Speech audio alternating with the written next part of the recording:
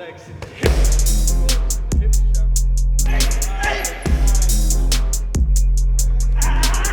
of the hottest prospects in world boxing, a future world champion, Olympic silver medalist Ben Whittaker is here. Boxing's a brutal sport, but if I don't want to get hit, I'm not getting hit, man. All this bidding war can happen. In a couple of fights, I could get knocked out. Welcome everyone to another episode of the Men's Room podcast with myself, Adi Oladipo, the great Rory Jennings, and a very, very special guest. I feel like I'm going to put him under pressure here by saying future world champion. The main man, Ben Whittaker, is here as well. We are celebrating Black History Month.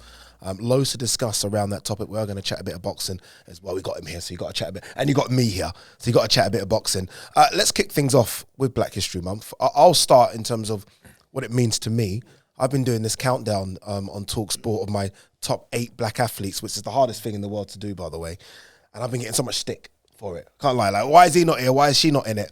But the reason I did that countdown was almost like my celebration of Black History Month is always going to be linked to sports. And it's almost showing the young people from, if you like, the ghetto, the bad areas, that this could be you. Yeah. So when I celebrate those athletes and put them on the pedestal, it's almost like, wow, look at what they've achieved, what she's achieved.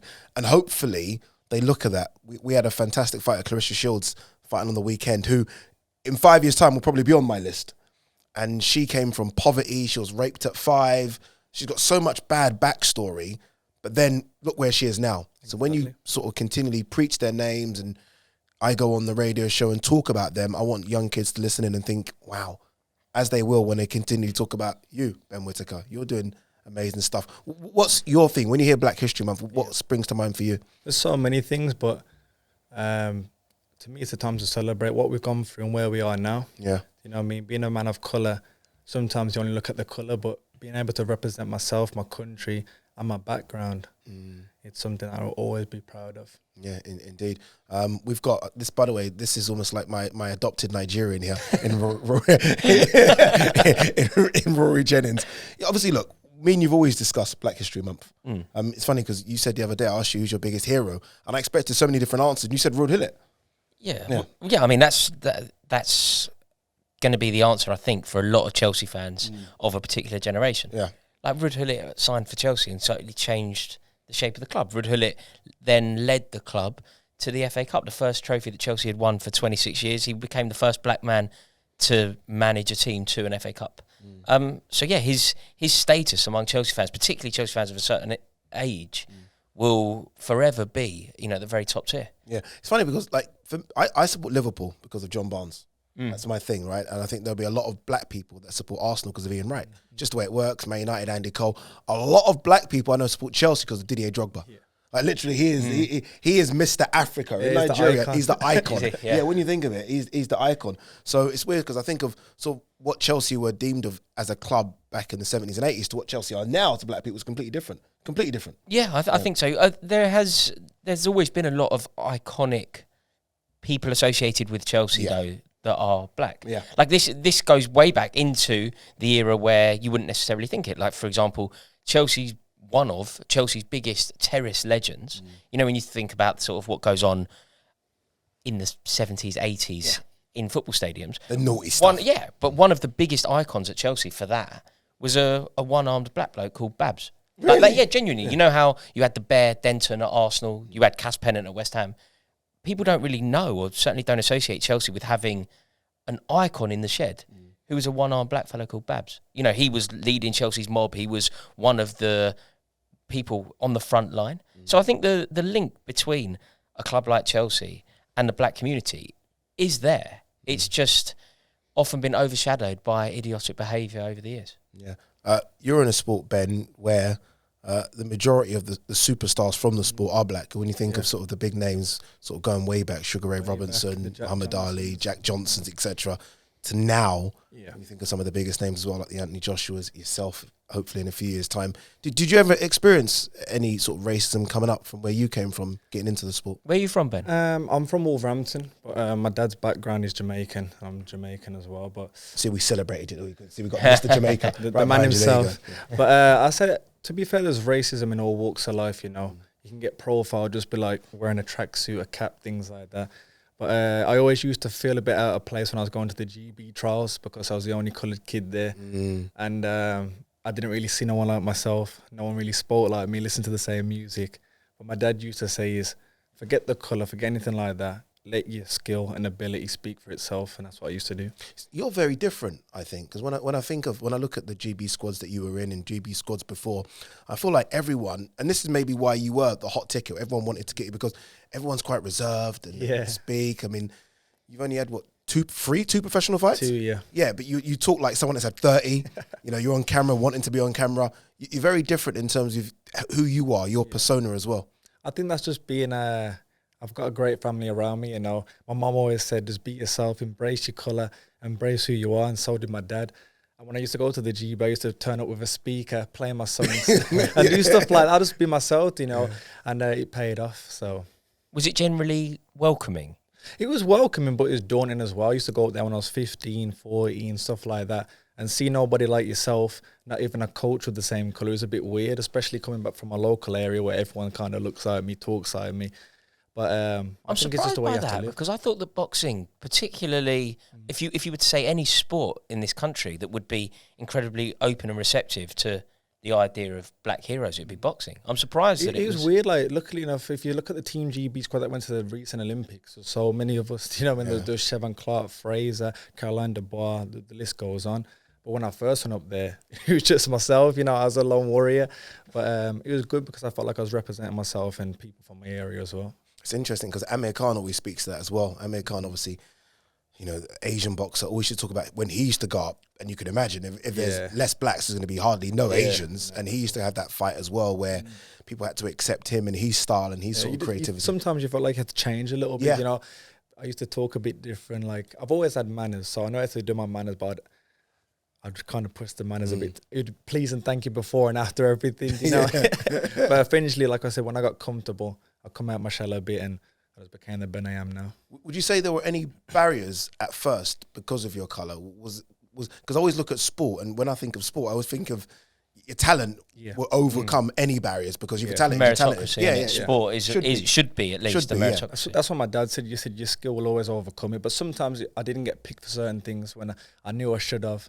Sometimes if something did happen, they'd look at me like I've done something and I'm just playing my PlayStation. But at the end of the day, your skill, your manners, attitude, that will always overcome anything. Yeah, I mentioned that I did my top 8 list for Black History Month. Feel free to go into talkSPORT and have a look at it. When you think of sort of your black heroes, who springs to mind? There's so many, but looking up since a kid, like you said, you've got the Usain Bolts there. And watching him in the Olympics, your eyes will just like jump out the screen. Do you know what I mean? People like Serena Williams, what they've done for the sport. And the list goes on, really. If I sit here, we're going to go on all day. But being a part of that, hopefully, eventually. Are you a Wolves fan, Ben? I'm a Wolves fan / Tottenham. Whoa, mate, he's going so well. It changes everything. The whole dynamic has just changed here. Wow. How's that, Ben? I've never heard that in my life. That we didn't expect. I can't do that. I can understand sort of, I don't know, Wolves / a country. Or Wolves / Sampdoria. But not this, but anything but this. Our house is a cocktail, so my brother supports Arsenal, my dad supports Tottenham, and then our local team's Wolves. So I go down and watch the Wolves and stuff like that, but where they are right now, do you have Tottenham top underneath. Any relationship with Wolverhampton Wanderers? Do they bring you in because you're... Yeah, great relationship. I'm always on the pitch, always going around doing talks. I'm going into schools and stuff like that. So it's always just to motivate the up-and-coming generation. Did you, at this sort of young age, especially in your career, did you realise how important you are in terms of someone that is just 100% themselves? So people can see that, and because there will be a lot of people that want to get into boxing, but there is that fear of, like you say, you have to change yourself a bit. And when they see you so early in your career and you're doing whatever you do, and you do that kind of thing that you do as well, do you feel like, do you know sort of the responsibility so early that you have? Truthfully, no. Like I keep going back to my mum and dad, but I've got a great family that said just be yourself. If people don't like you, they do like you, it's for yourself. And that's what I tell young kids now. Don't change for the crowd, for the teachers, anybody like that. Just be yourself. And I'm happy I've stayed true to myself, because being a professional now, there's so many eyes on you. There's so many comments, this, that, but I won't change. How do you deal with that, Ben? Because, look, I mean, we've got small following. Rory's got a big following, but I've got a really small following. And every time I see a bit of negativity. I could see like 10 things that are amazing. That one negativity, it's almost like it's highlighted in red. It's like it sticks out. How do you as a professional athlete deal with that? Because you'll get it. You know it's going to come. You're a human being, and sometimes some little things, you'll be like, oh, that's a bit harsh. But Curtis Woodhouse went to someone's house. He turned up in someone's house. That He was must have like, been what? terrifying. To be fair, it might sound like I'm lying, but I actually don't care, if I'm being honest. The only people it affects is my mum, bless her. She's like my number one fan, so when she sees things, it upsets her, so I feel a bit bad for her on that stage. But me, I'm just thinking, if they're talking about me, they're talking for a reason. Do you know what I mean? Perfect So attitude. talk bad, talk good, as long as they're talking. Do you feel under pressure at all? You know how, in order to make a statement as a boxer, it's sometimes very difficult. So the boxers that have had the traction in society have made bold statements. You know, they can't always simply let the boxing do the talking. They have to hype up a fight. They have to make themselves known, whether it's via social media or whatever. Yeah, you hit the nail on the head there. Like, I've come out with some bold statements. I was talking about having certain people in my first 5 fights, but some people say and some people mean it, and I actually mean it. But I'll put myself in that awkward position to say it, because you've got to do it. If you don't talk, you don't get fed. That's what I say. And the more you keep putting yourself out there, the more you're going to be an object to a bit of backlash, but you'll be in the public eye and you'll be getting yourself It's so out essential, isn't it, for a boxer? Obviously, you have loads of experience, like working with different fighters. It's almost a prerequisite now, isn't it? To be out there, to make yourself known, to almost make statements away from the ring. Authentic. It's authentic. I think people realise if it's real or if it's WWE. Yeah, exactly. And they will cotton on very, very Ric quickly. Flair over they're there. very What's he quickly like, doing? oh, 1 second. Yeah, you said that last week. Yeah, exactly. It's a copy It and paste job. People are like, oh, he's saying the same thing as him, so you've got to be true to yourself. Got to be authentic. Yeah, and that's the thing about it. And this man so far certainly is. I always feel like in any walk of life, right, the best man gets the job. That's just how it is. Oh, I wish that were true, Addy. I couldn't, is. mate, if that were true, me and you wouldn't be sitting here. Very true. Very true. No, speak for yourself. But in football, there's been this thing of there's a lot of black footballers, and for them to go from footballers to management, there's been that barrier. Yeah. And I feel like that with boxing more so, right? With boxing, there's loads of black boxers. Again, we can reel off some of the biggest names in history, but for them to become managers, trainers, promoters, it's quite difficult. Yeah. You must have seen that as well. Yeah, 100%. Like I said, once again, going back to the Team GB, it would have been good to have like a bit of a coloured coach, because you'd feel a bit home. It's like a father figure. There was nobody there, and I'd ask some of the coaches around my area. It was quite good. I'd say, how come you've not gone up there? So we've sent CVs, applications, but we never hear anything back. It's if you know somebody, and it's a bit of a shame, but sometimes it's the way the world works, really. Is it still the way now? Yeah, even now there's nobody up there. Do you know what I mean? It would have been great for some of the up and coming coloured lads to have somebody up there, and it's just the way it is. Sadly. See, the thing with football though is that there's at least been a push for it. Like, you know, there's conversations. Yeah, we hear it. There's conversations about it, and it's spoken about, so people know it's happening. And almost because of that, you're seeing, you know, we're seeing it now. Vieira's got a good job. We're seeing people get jobs. In boxing, it's hardly a conversation. It's not a conversation. It's not even a conversation. No one even Maybe talks about it. Maybe that's the sport we're in. You know, we're a bit too manly sometimes. We just get on with it. That's it. But I think people like myself and higher ups should probably talk about it more, because you just push open. But also, when you think of the wisdom for like some of Britain's best ever athletes, like transcend sport, whether you want to talk about Prince Nassim Hamed or you want to talk about Lennox Lewis, they are the best that we've ever produced. The best. I don't understand how there isn't some sort of push to want to get them involved. Like, Like, you should want them to be there. Exactly. Like, forget the fact of whether or not they want it. You should force it on them. Like Prince Nassim Hamed definitely has some wisdom to share. Like, that's a fact. Like, that's a definite fact. He's everyone's hero. Certainly. Yeah, mate, when he used to like flip into the ring and that changed. My mum don't even really like boxing, but him, she would tune in for him. Mate, I was a bit like that. I remember when he came out on a flying carpet. I was just like, well, he's wicked. Like, this is it grabs your attention, and that's what the sport needs, is role models, people who grabs your attention, and he's that person. Yeah, I guess you're doing your part, whether or not that's happened by luck or whatever, but signing with 258 management, obviously AJ and that link there, so you're, I guess, doing your part in bridging that gap. Yeah. No, I have a real good connection with those, and I'm quite lucky. Well, I say I'm lucky, but I work for it, but to have these little connections, things like that, it's only going to help me out, and then if I can help somebody else, I've done my part. Very good sign of your personality there, to acknowledge a bit of luck. Do you know that? I think it's a really nice trait to go, look, you can be as good as you like, but if things don't fall right or whatever. That's true. I was in the right time at the right place, like I said.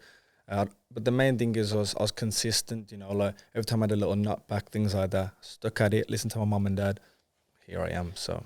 And for me, because I'm not as clued up on this as you, 258 management, what's the significance there? Who are they?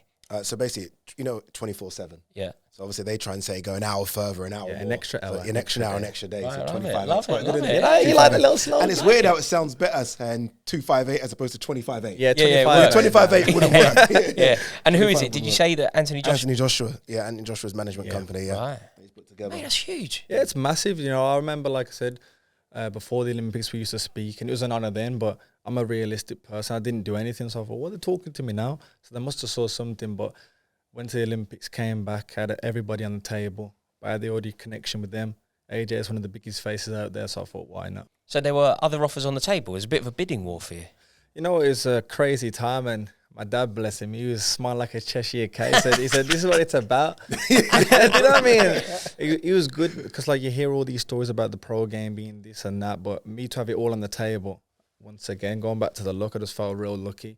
I was just like everybody else, went to the Olympics, did what I was supposed to do. But I was the one with the offers, and I went with the right choice.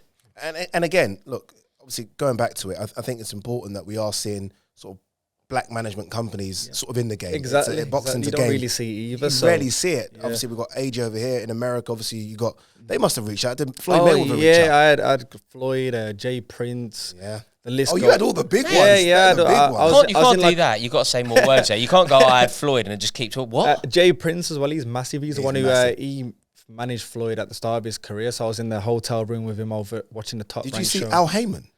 I don't want to speak to you, mate. But I had the best of the best, really. But at the end of the day, I'm a British boxer, and I felt it was right to fight in Britain, build up my base in Britain, and we go from there. Amazing. Indeed, we do.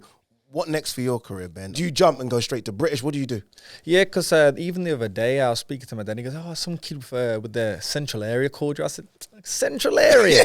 I said, what the hell is that? You know what I mean? And that's just me being me, and it's nothing to not, because fair play, the kids got it, but like you said, there's levels, and coming at the Olympics, if I went back to a stage like that, people say, what is he doing? Yeah. But I'm still 25. There's still a lot to learn, not just about the sport, about myself. You know what I mean? I've got a great coach on board, which is Sugar Hill, and he's learning me each Tyson day. Fury's coach, by the way. Whoa. Question mark. Question mark. You know what I mean? But he's one of the best to do it. You know, he's been around the greats like the Tommy Ernst and stuff like that. So if I can learn from him, I'll be a great person. So all I'm doing now is just learning until I get to that point where I don't need to learn no more and I'm running the roost. How difficult is it, though? Be honest there. How difficult is it to keep your feet on the ground? I mean, again, you mentioned the bidding war, not just the bidding war from promoters and managers, the bidding war from broadcasters. Yeah. How difficult is it knowing everyone wants a piece of Ben Whittaker to kind of just say, okay, is it your mum and dad and your missus that just keep you like, okay, firm your feet grounded? What it is it's all well and good that happening, but if you don't go and do what you're supposed to do, it means nothing. And that's the way I've been brought up. So all this bidding war can happen in a couple of fights. I could get knocked out, and everyone's like, "Oh, he was good." Touch with that. That's type of stuff happens to people. The next big thing, and they don't come out as they're supposed to. So all I can do is make sure I'm in the gym firstly, because people when they hear all this, the glitz and the glam, they fall into that lifestyle. I don't want to do that. I'm an athlete of the sport. I live and breathe the sport, so that's what comes first, and that's it. Back to sort of the racial question. Obviously, this is Black History Month. Doesn't it not feel good that you are in a sport where, again, we spoke about this, it is a meritocracy. So look, if you're good enough, which you clearly are, sort of your colour isn't going to be sort of the drawback here. You're going to be able to break through those barriers and go on to become whoever you want to become. 100%. When you look at the football, stuff like that, you've always got someone dictating your position, if that makes sense. You go through all these academies and things like that. There could probably be the best kid there, because if they don't fit the right profile, they'll pick somebody else. And it's not fair where boxing, you've got the job to knock them out. Do you know what I mean? No one can stand in front of you. You can actually do what you've got to do in the ring. And that's what I liked about the sport. And it's one of those sports, though. It's one of those sports, though. It's like to fight. It's one of those sports, though, because even now, me being the way I am, I come across as arrogant. But then if a Tyson Fury or Conor McGregor's doing it, he's classed as a legend. So that's interesting, isn't it? And that is true, isn't it? Because It's true. when Conor was doing, as he still does, everything flashy, Because Clarissa done something similar Yeah, on the weekend, and she came across as yeah, arrogant and rude. The list goes on, but Yeah. then like exactly as the same as a Floyd Mayweather, he used to talk his talk, at the way he used to act. Oh, he's disrespectful, he's this and that. Then Tyson Fury can come out and do the same. And it's funny. Oh, he's a legend. I love you know it from what I mean? everyone. So- That, particularly in that industry, particularly in the world of being a fighter, I like the arrogance. I think it's necessary. I think it's a prerequisite to be successful in it as well. But I just have so much respect for that hustle because you're getting in the ring. It's definitely perceived differently. Yeah, It's definitely perceived 100%. differently. What do you think when McGregor is flash compared to say when Chris Floyd Eubank used to be because flash? the Yeah. disrespect Floyd used to get was ridiculous. He was my favorite boxer as a kid. I used to watch him, look up to him, and think, yeah, He was he's my the- number yeah, 8, by the way. In my list of top 8 black athletes, he came 8. Where he's come from and what he's done, I think he should talk. You know what I mean? He can Yeah. talk what he wants to talk because he's come from nothing. But then you got Conor on the other end, talking about countries, this, that, and people's backgrounds, and people laugh. Yeah. So Selling the fight. yeah, but he's only selling the fight. So well, you know. Do you feel like, and I feel I know the answer to this anyway, but do you feel like you have to be careful that people don't sort of paint you like that as well? Know what? They can paint me the way they knew you want. was gonna say that. I don't really. Yeah. I'll say what I want to say, but like I said, if they do that, it just kind of shows. Look, I've met you for half hour, but you're not getting accusations of being arrogant and flash, are you? What? Is that becoming? Is that a thing? Absolutely. I say So this is a persona though, because obviously I've met you here. This is You know what? There's two sides to me. You know, it's not fake what I do, but when I'm in that fighting zone, when I know I need to say something, I'll say it. When there's not, I'm calm. I done a podcast, Ben will tell you, me and Gareth A. Davis, and we got Ben yeah. on. And Gareth was like, I'm going to tell him to stop the Yeah, showboating yeah. and all that nonsense he's doing. I was like, stop, No, shut up. yeah. I was like, no way. Like, Yeah, I looked Bit rich coming from him. I I said saw it. him with his top off at a what's fight. going on? He said, "Oh, you've got to be serious." Is that? And I'm I was like, serious because I'm yeah. not the kid out, but I'm having fun, entertaining the crowd. And when you backed me, I said, "Yeah." I was like, absolutely. I was like, no chance. That's what sells the fight. Yeah, It's I completely fantastic. agree. He's winning and he's entertaining us. Yeah, And it's completely. something It's an different as well. You know entertaining what I mean? So, boxing's a brutal sport, but if I don't want to get hit, I'm not getting hit, man. That's it. Ben, just before we wrap, you mentioned Floyd being your best boxer. I'm going to put you on the spot here a little bit. Give me your top 5 black athletes. Okay. Sorry, dude, I had to do this. No worries. Top 5. Top 5. We have to put Muhammad Ali in there. I was watching the movie the other Has day. to go in it. And I didn't actually know what he went through, to be fair. It's he went crazy. through so much. And to be what he is, he's one of the faces and voices of boxing. So him definitely. Serena Williams. Yeah, Usain. yeah. Those are in my 8. I'd say Jack Johnson. Oh, are you Just gone because he there? was the first black world champion. How many is that? 3, 4? 4. One to go. This One is more. huge. This is massive. This is People massive. be Because think watching of who this. you're leaving out You're leaving now. out some no, big no. ones. Yeah. I mean, there's some You can only get this one wrong, really, because whoever you say, we're going to go, what about? yeah. For me, growing up, especially being a Tottenham fan, I thought it was What's going a Wolves on fan. here? I thought it was a Nah. Wolves fan. I'm confused. Thierry Henry. You know what I mean? I used to look up to him. He was the guy for me as well. Yeah, man. I like that. Great shout. Yeah. It's a great You know what shout. I mean? So yeah. Ben, honestly, it's been fantastic having you, bro. Thank you very much. Really Thank you appreciate so you much. coming down. Thank you. Good luck, you. 2023. No doubt it's going to be a fantastic year. I would say I would go and watch you, but considering I work for the I Zone, know. can't It's a clash of interest. Clash of I interest. can But come don't though. worry. If there's any tickets going, I got you, man. I got you. I'm in. Bad luck. You can watch from the side. Yeah. You You watch can it on watch the telly. Instagram You watch it on highlights. telly. Until he comes to the Zone. Until we make a big bid for him. Ben, appreciate it. Rory, thank you very much. Thank you for watching this episode of the Men's Room Podcast. Make sure you leave your comments below as well. Remember, you can watch this, as I do, on YouTube, or you can download this episode from wherever you download your podcast from.